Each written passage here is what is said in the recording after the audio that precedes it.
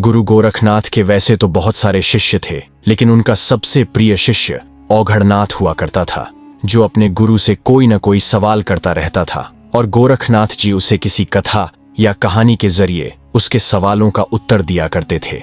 आपको आज इन दोनों से जुड़ी दो कबूतरों की कथा के बारे बताने जा रहे हैं।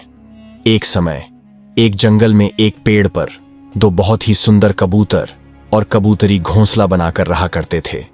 दोनों एक दूसरे से काफी प्रेम किया करते थे। उस कबूतर और कबूतरी में इतना प्रेम था कि एक दूसरे की इच्छा पूर्ति के लिए वो दोनों कोई भी कष्ट उठाने से नहीं डरते थे। इसी तरह समय के साथ साथ दोनों में प्यार बढ़ता गया और फिर शुभ समय आने पर कबूतरी ने 2 अंडे दिए।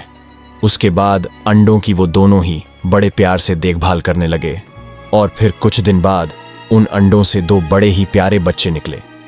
ये देखकर कबूतर और कबूतरी का चेहरा खिल उठा। उन दोनों को ऐसा लग रहा था कि मानो दुनिया की सबसे बड़ी खुशी मिल गई हो। लेकिन कुछ दिनों बाद ही उनकी इन खुशियों को ग्रहण लग गया। एक दिन की बात है, प्रतिदिन की तरह कबूतर और कबूतरी सुबह के समय अपने बच्चों को घोंसले में छोड़कर दाना चुगने निकल गए। उस दिन दोपहर के समय जंगल में एक शिकारी आ गया। वो सुबह से ही शिकार की तलाश में था, लेकिन अभी उसे कुछ भी हाथ नहीं लगा था। ये सोचकर वो दुखी हो गया और पेड़ के नीचे बैठ गया। फिर अपने मन में सोचने लग कि आज सुबह से मैं इस जंगल में यूं हाँ घूम रहा हूं और भूख के मारे मेरी जान निकल रही है और उधर बच्चे भी भूख से तड़प रहे होंगे, मेरे आने की राह देख रहे होंगे। इस तरह कुछ और समय बीत गया और अब शाम होने वाली थी कि तभी उसकी नजर उस घोंसले पर गई जहां कबूतर के दोनों बच्चे बैठे हुए थे। ये देखकर शिकारी की आंखों में एक चमक सी आ गई और उसने मन ही मन में बोला कि देर आए पर दुरुस्त आए। आज तो मजा ही आ जाएगा।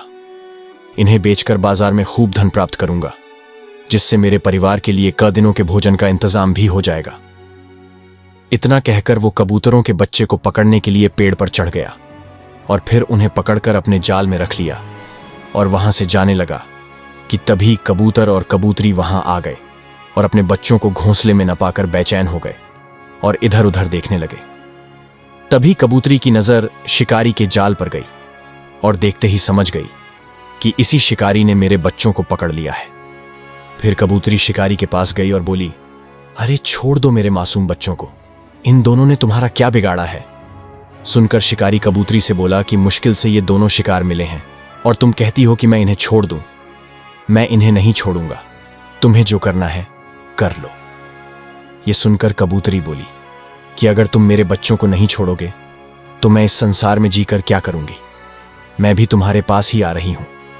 इतना कहकर कबूतरी खुद उस शिकारी के जाल में चली गई। उधर जब कबूतर ने देखा कि पहले उसके दोनों बच्चे और अब कबूतरी भी शिकारी की कैद में थी, यही सोचकर उसने भी शिकारी से कहा कि रुको, मैं भी तुम्हारे पास आ रहा हूं।